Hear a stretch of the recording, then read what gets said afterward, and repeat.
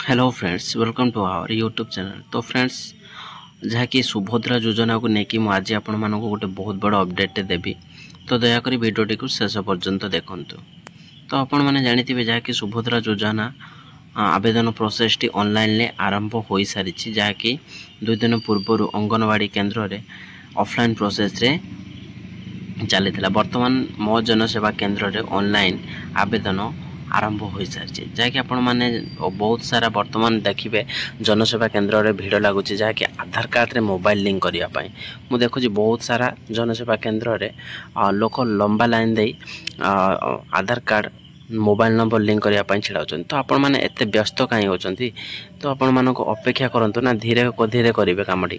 सुभद्रा योजना एजाए last date किसी तार अनाउंस होनी ताहले आपण मैंने एत व्यस्त विव्रत होउछंती कोन पई। देखंतु आज मु गोटे वीडियो देखुतली जहाँकि ए सुभद्रा योजना अप्लाई दला चकटा है 2 जन आहत होइछंती। तो आपण मैंने एत व्यस्त होउछंती कोन पई। देखो जार भी आ गए आपण मानक जरूरी सूचना कहूँ जार भी मोबाइल नंबर लिंक न होकर भी अप्लाई हो पार।